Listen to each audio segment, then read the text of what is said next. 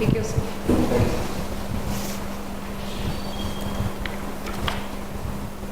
So we will just take it like a mock, but at the end we will be analyzing.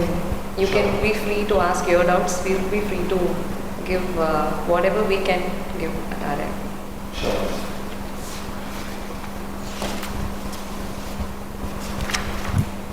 So first of all, congratulations, you are already a medical professional.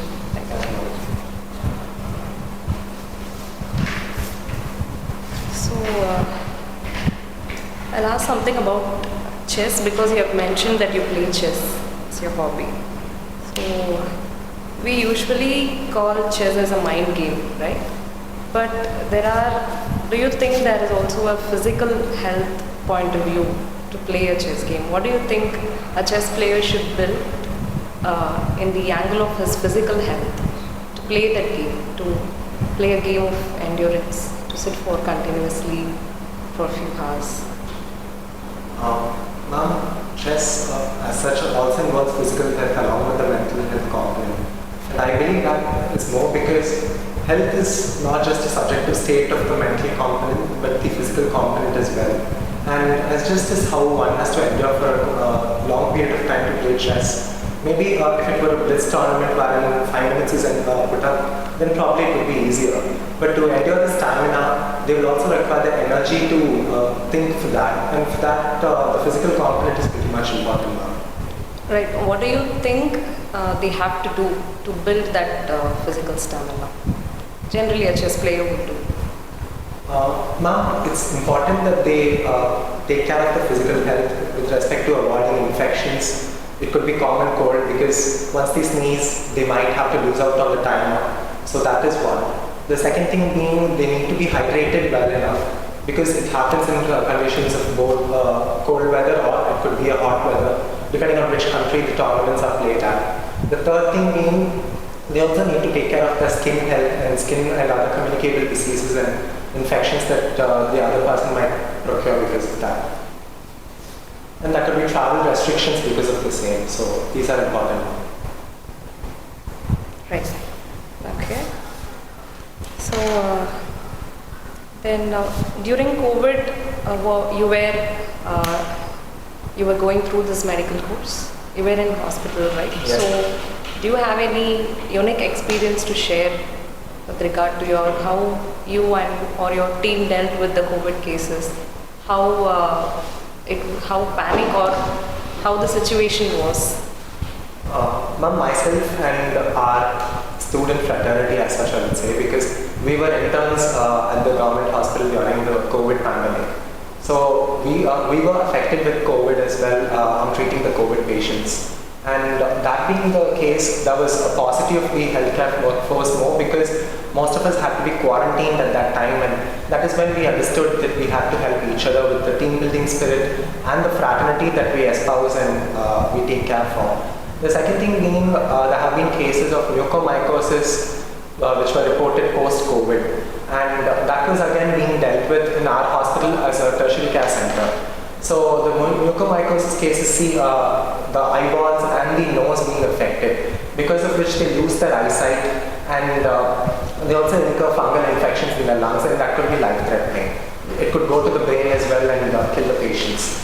So to save patients more from COVID, it was also the post-pandemic effects that were even more causing havoc, and we felt that saving patients from the post-pandemic effects was even more important. Right. So you said that even doctors had to contract. They had a very bigger risk of contracting COVID. Almost everybody would have had that. So do you think the doctor fraternity was rewarded well, right from the government side as well as from the public side? They were thanked well. They were recognized for the work they did. Do you think in India, with respect to India's situation, what do you think happened post-COVID? Ma'am, the government and the public as such have definitely been welcoming with respect to the efforts put by the healthcare sector, especially the doctors and the paramedical workforce. And with respect to the government incentives, as doctors we were provided separate quarantine centers and hotels for us to be safe. And the PPE equipments, the personal protective equipments that were provided by the government were given in large numbers and produced in such huge quantities which which is phenomenal considering that it had to be done in a very short time. And the third thing being that we were given the vaccines as well on a priority basis, which again shows the importance that the government has put over the healthcare sector. With respect to the public welcoming us as well, they have been very much understanding of the deficiencies of the healthcare sector as well with respect to the oxygen requirements. And there are cases where patients have prioritized within themselves to give oxygen to a more needy person. It could be an elderly or it could be an infant. So such being the cases, there have been very few reported cases of violence against doctors during the COVID pandemic as compared to the normal times now. Right. So you feel they were caused recognized? They have been understanding. Fine, good. Okay. You have mentioned something about bioethics. So have you heard of this lady called Henrietta Lacks? Ma'am, sorry ma'am, I'm not aware of her. Right, no problem. You can go. Later point we will discuss about why I asked the question. And so there is a biological difference between female and male. So in this context, how do you think the equality, gender equality should be seen? We cannot deny the fact that there is a biological difference. So how do you constitute the concept of gender equality? What, in your opinion, is gender equality? How that equality should be seen? Ma'am, the biological difference stems in the fact that there is a Y chromosome that separates the male from the female, with the Y being seen in the male and the absence of the Y substituted with the X being seen in the female. And accordingly, the male and female genders have a different predisposition with respect to the autoimmune disease concepts or the strength and the bulk that a female has with respect to a male. And that is undisputed. But then with respect to the concept of gender equality, it is also an established fact that a male and a female put on par with each other can definitely equate themselves with respect to every other aspect. It could be even mechanical work. We do have women truck drivers, we do have women wrestlers. There is everything that a woman can do with respect to what a man can do. And apart from even men and women, there are transgenders who have been able to achieve what they have wanted in the society. So as such, gender equality in my opinion would be an egalitarian society wherein a male, female and a transgender are on par with each other with respect to the equality of status, opportunities as enshrined in the Constitution. Okay, so you think despite these biological differences, there can be equality? Yes, ma'am. Okay, fine. Okay. So, one more question. So, what do you think are the 3 things that a cancer survivor needs as a support? Because you have mentioned that you have supported the cancer survivors. So, what are some 3 things that will come to your mind when you say a cancer survivor needs this? Ma'am, one, cancer survivor needs the financial means to support the diagnosis, the future prognostic treatment, because cancer surviving doesn't mean just with the surgery or the radiation therapy that they take at a single slot, and it is about the follow-up that happens post that. So considering that, the financial means need to be ensured for such patients. The second thing being, our society and the immediate family members need to be adaptive and also understanding of such patients. There needs to be more empathy towards such patients and the stigma associated with cancers, wherein even today we have certain family members who think that cancers could be communicable. Such stigma needs to be eradicated within the family and the society as a whole. The third thing being, such patients also need counseling about their own mental well-being and status, and that cancer is definitely conquerable. For even amongst the medical professionals, there is a stigma and a fear associated with cancer that it could definitely lead to a loss of life. And once the confidence is assured within the patient, they'll be able to win over cancer. So these are the 3 things that I would prioritize. Okay. So you have written that you're a polyglot with Indian language. Can you explain that polyglot? Polyglot is someone who can speak more than 3 Indian languages. So I'm conversed with English, Hindi, Tamil, and Marathi and Telugu and Malayalam. Telugu and Malayalam I can speak partly. Okay. So, do you think India must go with making Hindi as a national language?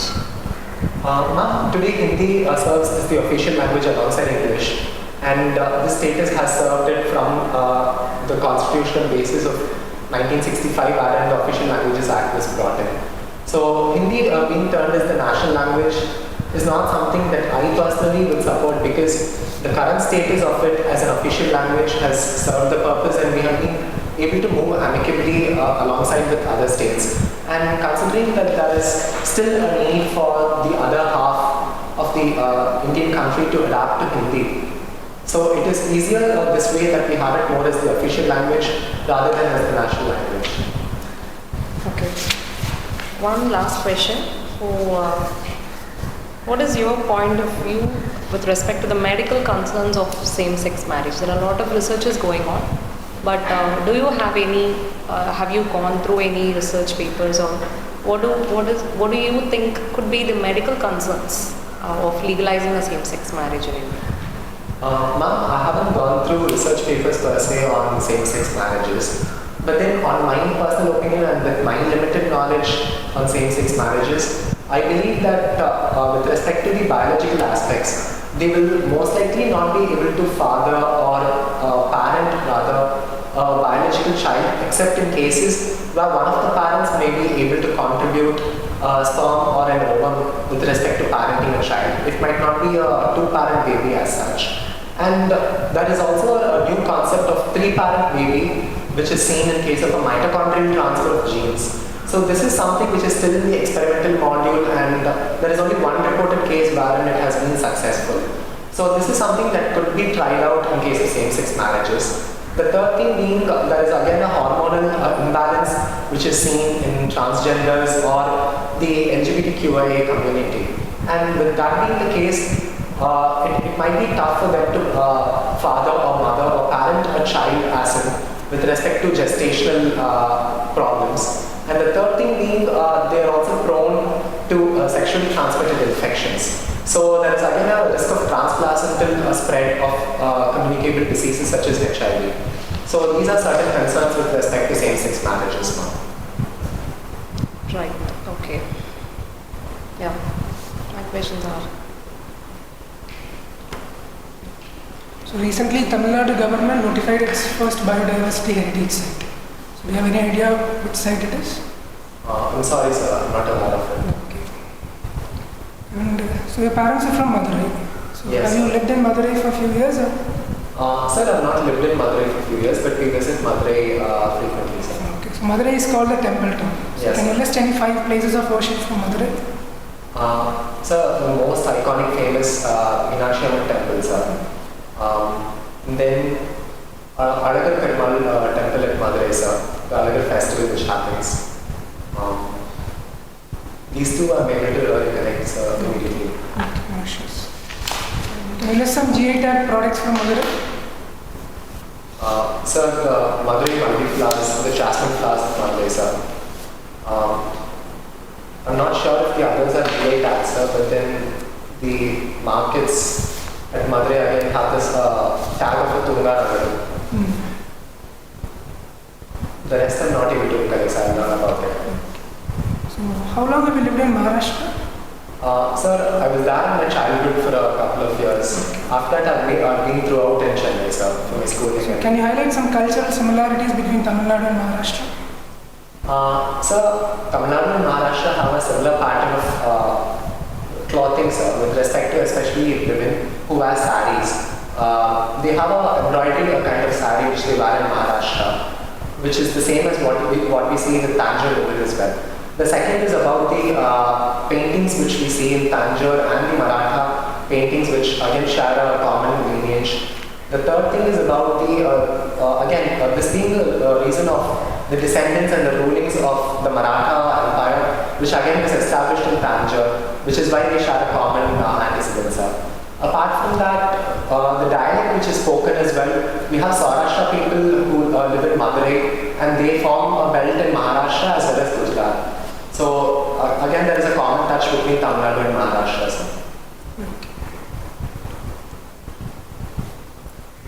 So can you elaborate briefly about the history of the Adyar Cancer Institute? So the Adyar Cancer Institute, to my knowledge, was established under the aegis of Dr. Muthulakshmi Reddy, and she was a pioneer in developing the institute, and it was handed over to I think Shanta Adyar. So she recently passed away, and she has been the director for quite a few years. The institute has developed phenomenally to include radiation oncology and has now been the primary institute in the government sector in Chennai and Tamil Nadu, sir. Any achievements of Dr. Muthulakshmi Reddy apart from Cancer Institute she is known for? So she was the first municipal councillor in the state of Tamil Nadu before the independence era, and she also happens to have been the first women doctor to study from Madras Medical College as well. Apart from that, she has again been instrumental in developing the OG care, as in the obstetrical and gynecological care, because of which the Muthulakshmi Reddy maternity benefit scheme has been named after her. What is Mixopathy?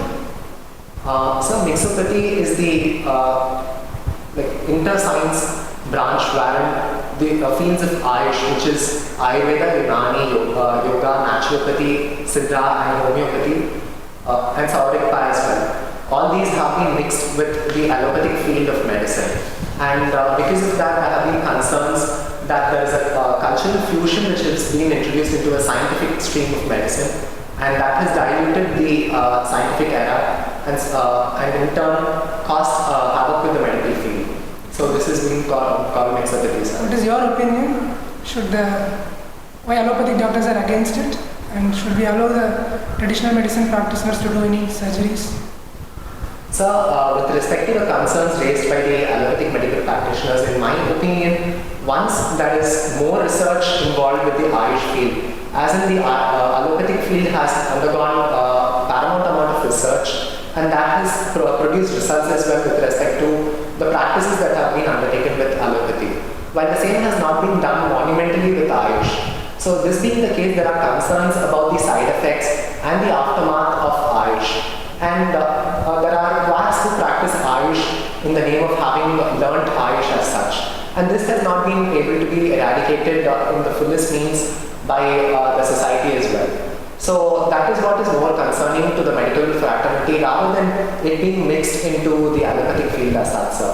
And with respect to them practicing surgery, again there is a concern more so because in the allopathic field of medicine, wherein surgery is inculcated and taught for 3 specialized years, the practitioners of Ayush are not trained in surgery and they are trained more in the practice of medicine. And that being the case, they being allowed to perform surgeries might again cause more harm rather than doing good. So this is the concern that is raised by the profession, sir. So can we allow them to prescribe medicines then? Sir, they may be allowed to prescribe medicines in their own fields rather than the proposed idea of bringing the bridge course to make them learn allopathic medicine for what they've chosen in the form of an alternative medicine and what they feel will be able to bring in cure to the patients. And to those patients who trust the alternative fields of medicine, we need such practitioners as well. So such trained practitioners can be allowed to prescribe medicine, sir. Which is the top destination in India for medical tourism? Sir, I'm not exactly aware, but if I may take a guess, it is Chennai, sir. Chennai, okay. And which countries are the largest share? For medical tourism, sir. Sir, I'm not sure again, but I think it should be India, sir. Okay.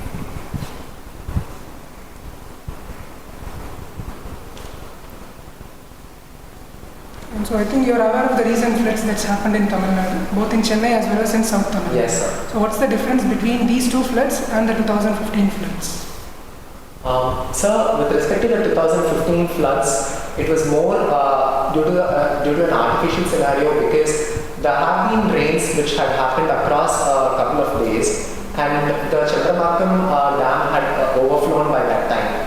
And there was a risk of the dam breaking down, and hence the dam had to be opened up, due to which there was a massive flood over a single day without an announcement being given. While the current floods which were seen in Chennai were more due to the rains which had happened over a single day, spanning more than 30 centimeters of rainfall over a single day, which was unprecedented and unrecorded in the history of Chennai since more than at least 25 years.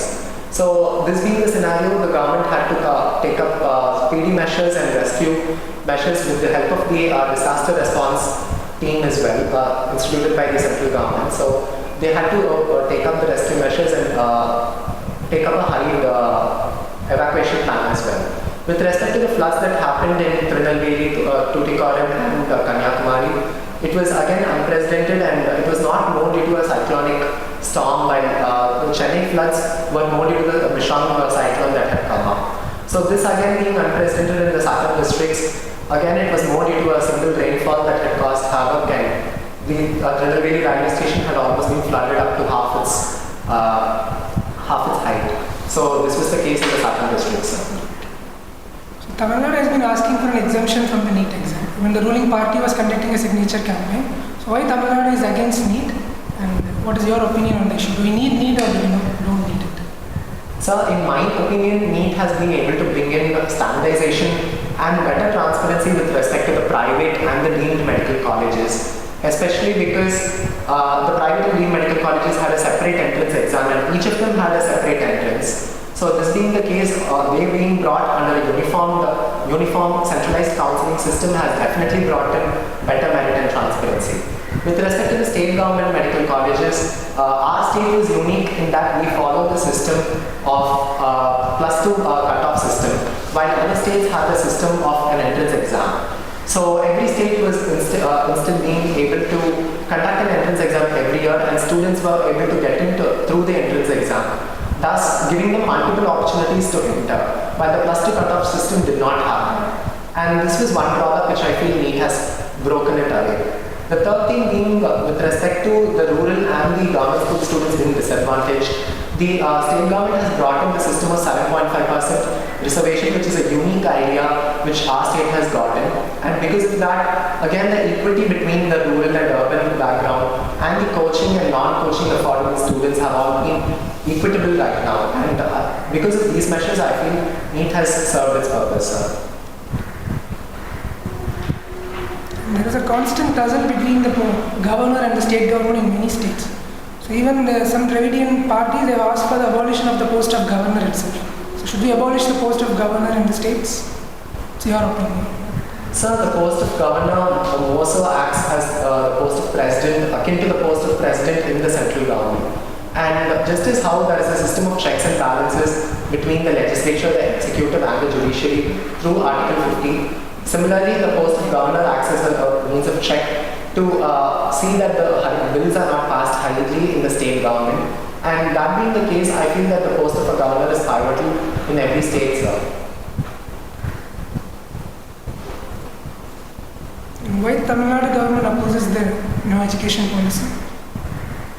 So the new education policy has a system of 4+3+3+2, wherein they have been able to split the education system into the Panchakosha model.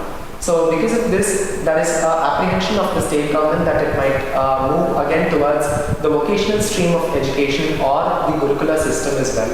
And Tamil Nadu having a history of standing against the vocational education system wherein castes were separated and education was divided on the basis of caste. So this being the case, the state government is apprehensive that the new education policy might promote a similar system in the future, sir.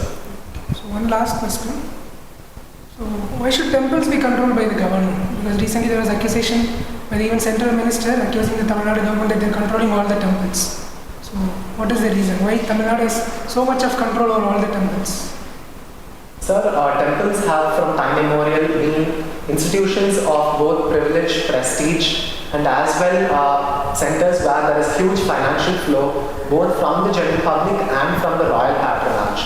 And that being the case, there is an element of misuse of temples as well, both from historical perspectives as well in current perspectives in the hands of private men and women.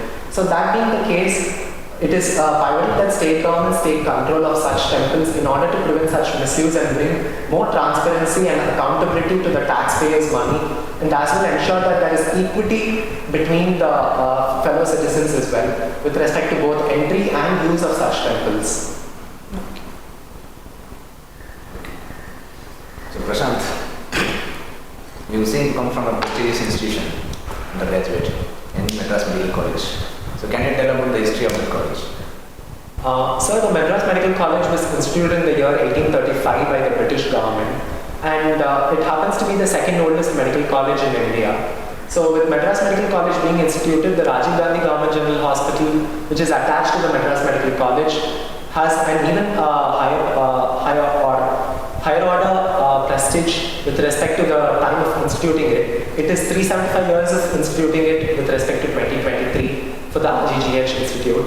The Madras Medical College has seen monumental changes with respect to the number of institutions that have been attached to it. It includes the RIOGOH, which is the Ophthalmic Institute, the Institute of Obstetrics and Gynecology. It could be the Institute of Child Health and so on. So these are certain accolades attached to the MMC, sir. So government hospitals attached to Madras Medical College. Yes, sir. But I see that there is numerous private hospitals that are cropping up in Chennai, and they are doing much better than what government medical hospitals are doing. So what do you think about it? Should we keep medical affordable or should we make it commercial? What would be better? Sir, healthcare as such is a duty of the government which it needs to meet out with respect to the general public, both under the constitution as well, under articles 46 and 37, and as well even otherwise, wherein the government hospitals have been able to cater to a huge number of patients. It is generally 20 lakh patients a year that the RGH alone has been able to cater to. So that being the case, the costs of such tests, say a CT scan which is at 5,000 rupees at a private hospital is done at 500 rupees at the GH. And with schemes such as the CMC IAS PMJAY, which is the Pradhan Mantri Jan Arogya Yojana and Chief Minister's Health Insurance Scheme, they have been able to make healthcare a lot more affordable at our government hospitals. And there are a majority of the population who still come and take treatment at the government hospitals. So it is more or less a myth, or rather a huge notion amongst the general public that people prefer the private hospitals more than the government hospitals. So you mentioned about Article 40. 37 and 46. 47 is for health. Sorry, sir. So Article 47 says that India should ban liquor. So on one side, India is doing all these good things which you just said to promote health care for people. But on the other side, we see same government is promoting liquor as well. So should India ban liquor? Is there any state in India which has banned liquor completely? Yes, sir. There are states which have banned liquor completely already, and Bihar is one such state which has already undertaken complete prohibition of liquor, and there is Gujarat as well. With respect to Gujarat, sir, to my knowledge, I think Gujarat is banned, sir. I may be wrong as well. I'm sure that Bihar has banned liquor completely, sir. With respect to Tamil Nadu, there was a call for a phased prohibition of liquor, and the government has brought in a phased prohibition with closing the liquor shops on a controlled basis. So with respect to liquor being banned, I feel that it is a form of drug addiction which is prevalent in the society, and that needs to be completely controlled. But then bringing in a complete prohibition on day one will definitely cause even more anarchy, because there could be cases of alcohol addiction wherein they might go into both health issues and mental health issues as well. One being they could go into tremors, delirium and other physical health issues, and they could also run into depression. So this being the case, a controlled prohibition on a phased manner will definitely help, sir.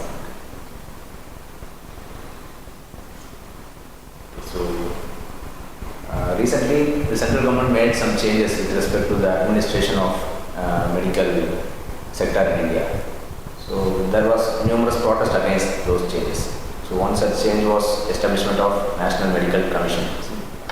So those who have been in medical council, they have been protesting against it. What is the issue? So the National Medical Commission was brought under the NMC Act of 2017. So with this, the Medical Council of India had been abolished and the NMC had been introduced. The Medical Council of India had already been under certain scammers with the concern being that there was multiple corruption issues, especially with the then president, Mr. Dr. Ketan Desai, who was the MCI's president back then, and he was arrested by the CBI as well. So with so many allegations being roped under the MCI, Board of Executive under the Lodha Committee, the Honorable Justice retired Lodha Committee had been put up, and that had been an interim setup until the NMC had been formed. So the NMC was seen more as a wheel of the government, rather the union government, to control the medical fraternity and the sector, and hence there had been protests from the IMA and the opposition as well. So I'll give you a scenario. So you are boarding a flight, say flying from place X to place Y, and as it was flying, there was some terrorist who hijacked that plane, and suddenly one of the terrorists fell ill and fell unconscious. So what will be your approach? Will you approach that situation as a doctor or as an administrator? Sir, I think that a humanitarian concern for a fellow human being and the empathy is what serves the purpose for us to be humans. And more than an administrator, it is first that we help each other as fellow humans. And as a doctor, I will do my level best within my medical expertise to help save the patient, sir. He is a patient first and a terrorist next. So I would definitely do whatever possible under my expertise to save him. So you are an administrator too, and those on the plane are your people. So will you just leave them like that to terrorist and saving? So will you prioritize a terrorist or will you prioritize your people? Sir, it is my people that I will definitely prioritize. But concerning that he has an acute health emergency which needs to be taken care of, and it is a fellow human life as well. And he could be an Indian citizen too, which I might not know of. But then concerning that he is still a human, I will have to save him as well, sir. Concerning him to be the priority at that time. So what is the difference between castling and N% capture? Sir, with respect to castling, the king and the rook is interchanged in positions with 2 steps towards the right or the left in case of the board being placed on the white side of the coin, sir. And with respect to N-pass, it is more of a pawn which is exchanged when it is diagonally seen in the middle of the chessboard, sir. So what is the name of the computer that won a chess game against a reigning champion? Sir, I'm not aware of the name of the computer, sir. Deep Blue. Yes, sir. So if artificial intelligence can win a human, do you think that they will replace humans' jobs and intelligence in the future? Sir, artificial intelligence definitely has been a step ahead in conquering humans as well. And that is basically the ethical threat that has been associated with artificial intelligence. But there are certain disadvantages with artificial intelligence and limitations that have been seen as well with respect to understanding humans too. Say there is a local dialect of a language which has not been programmed into the artificial intelligence.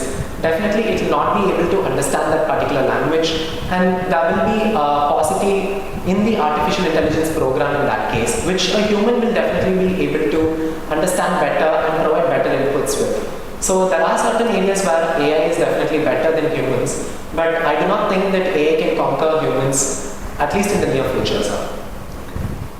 So tell me the advantages and disadvantages of AI in social, economical and legal sector. Sir, I would like to start with the medical sector first. AI has the advantage of bringing precision with respect to pathological and radiological interpretation of images with respect to the medical sector. They have also been able to bring in easier technology in the rural and the primary healthcare setups, wherein there is a paucity of medical healthcare professionals, and AI can definitely help the healthcare sector that way. With respect to the disadvantages, a patient being communicating to the doctor and a patient communicating to AI will definitely not be the same, and the AI will definitely not be able to understand the local terminologies used instead of the medical terminologies. And the second thing being there is a risk of misinterpretation of the AI with respect to both pathological and radiological images as well. Though the accuracy is said to be around 98% to 99%, there is still a 1% error which can definitely cause havoc to a patient's life, and with medical and with threat being imminent, it is definitely a human life at play, and that cannot be risked completely at the hands of AI. This is with respect to the medical sector, sir. With respect to the social aspect, AI again can help in rescuing, say, with respect to the Bandicoot robo in Kerala being used for manholes being cleared, and that has been helpful in preventing deaths due to the manhole gases which have been released.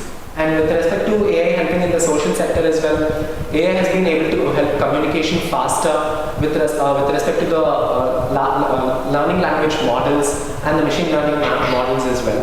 So that has been able to help communication between countries which have been less developed, say the third world countries, and furthermore developed countries. So it has brought in technology in both areas. Disadvantages in the social sector being that it has not reached every end of the population, and it is only still the higher class or the richest of the rich who are able to enjoy the benefits of AI with respect to the social sector.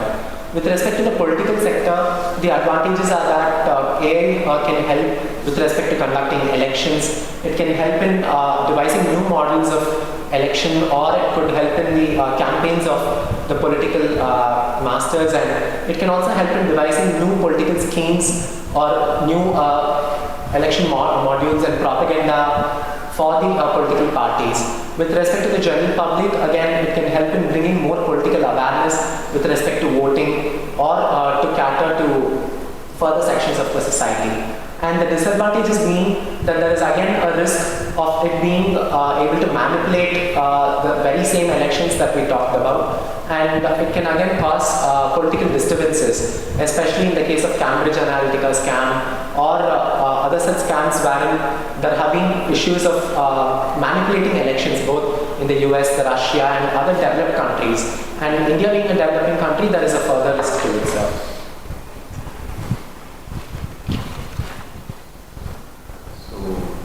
Who are members of United Nations who are not the members of UNESCO? Sir, recently US again went into the fold of the UNESCO, while they had been away from UNESCO for an interim period. And then, in my knowledge, maybe Iran as well, sir. I'm not aware of other countries, sir. So what was the reason why USA went out of withdraw from UNESCO? Sir, it was because the US felt that there were funds being allocated and misused for other countries, and there had also been aspersions that the UNESCO had not taken note of the UNESCO heritage sites, certain sites which the USA had proposed, while certain countries such as Iran and elsewhere had proposed certain heritage sites, and they had favored those countries. Like, there was a question of bias which the UNESCO had shown towards certain projects and proposals, which the US did not like. Okay, what can India learn from the current Israel-Palestine war? So the Israel-Palestine war has been at the forefront for a couple of days, and it is more the humanitarian causes that have seen a damage, and it is at this point that India has extended support both to Israel and Palestine with respect to the healthcare setup, or it could be to mediate between Israel and Palestine alongside the United Nations as well. So India can learn from the war that it is a time of peace rather than war, as the Prime Minister, as the Honorable Prime Minister had mentioned, and this is what India has espoused as well. So we can as well learn to keep our forces united and try to keep the countries united as well to prevent another world war, just as how the Second World War had happened.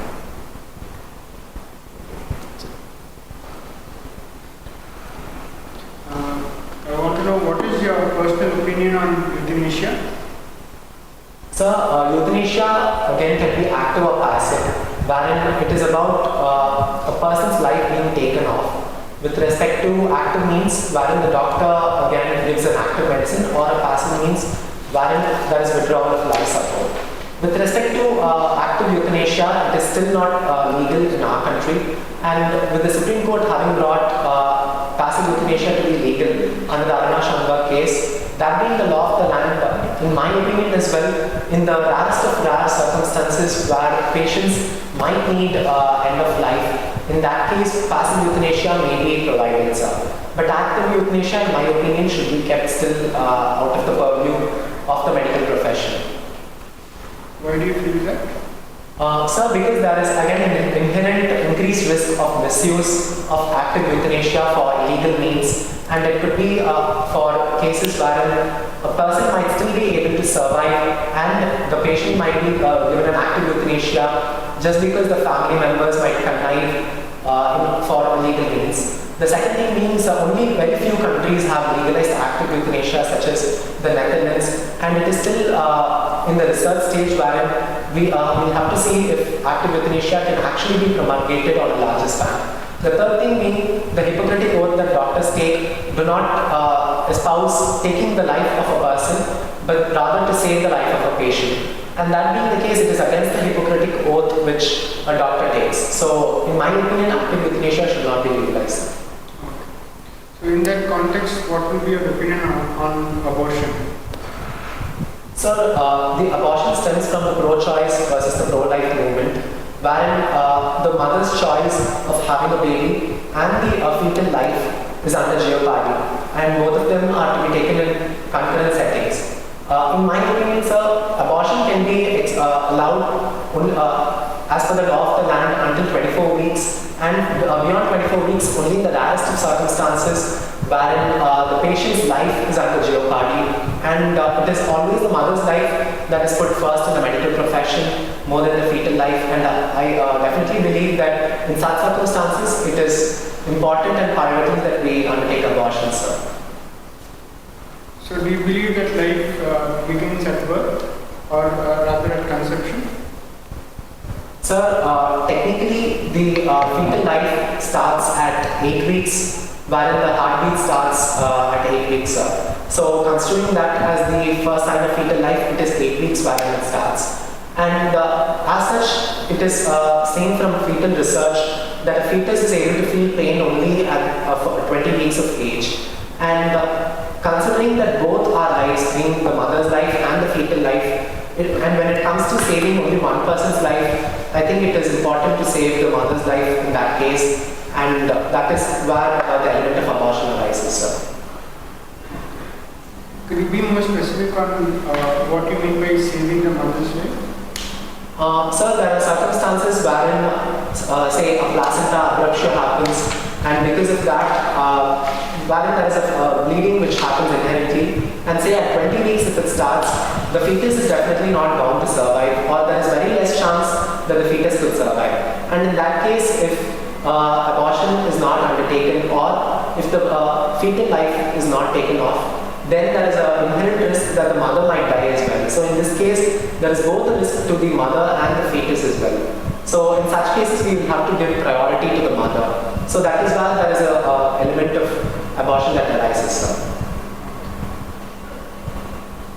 So in swimming, why are there only 4 strokes? 4 different types of swimming, 4 forms? So the 4 forms include the backstroke, the breaststroke, and then the freestyle and the butterfly stroke, sir. Sir, to the question that why there are only 4 strokes, not sure, sir. I'll read upon it. So, are you aware who was the first person to cross the English Channel on record? Sir, Kutranish, maybe, I'm not sure, sir. Okay. And finally, can you explain to me about what is the Dutch defense? Sorry, sir? The Dutch defense? Sir, it is again a form in chess, sir, but I'm not aware of it completely, sir. I'll read upon it. Relax. Thank you, sir. If you have a break, you can go. Sir? If you want a break, you can take. You can take a break and I'll read that after. I will call you.